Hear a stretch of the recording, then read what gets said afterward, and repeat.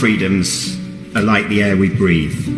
They're fundamental to us as a nation and to who we are as its people.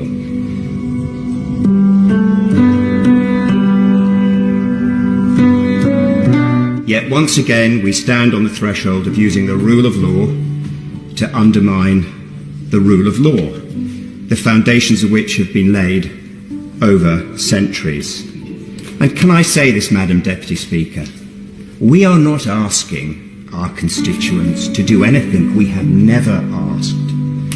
We have coerced them. We have coerced them through criminal and civil law. Let us not use that word ask, because it is not an accurate description of what we have done. We have criminalised freedom of association, the freedom to go about one's business, the freedom to travel, and the freedom to protest. The freedom to protest.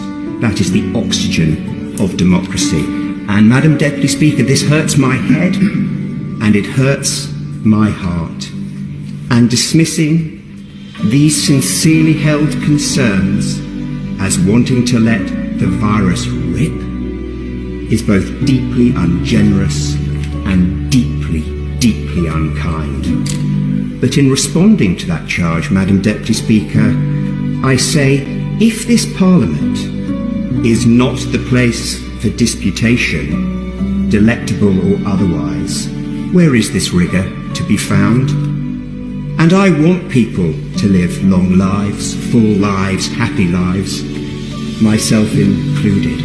But my mortality, our mortality, is ultimately our contract with our Maker, whereas our fundamental rights are our contract with government.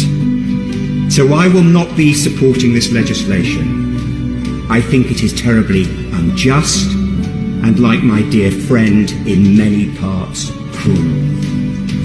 I will have no part of criminalising parents for seeing their children and children for seeing their parents. No part. This legislation goes against my every instinct, perhaps an instinct even more fundamental than the love and touch of my family. And I am not living in fear of the virus. I will not live in fear of the virus, but I am living in fear of something much darker, hiding in the shadows.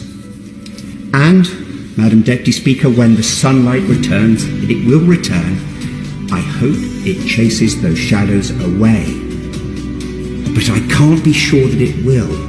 I cannot be sure. And that is at the heart of my anxiety and the anxiety of so many of the people I represent in this place.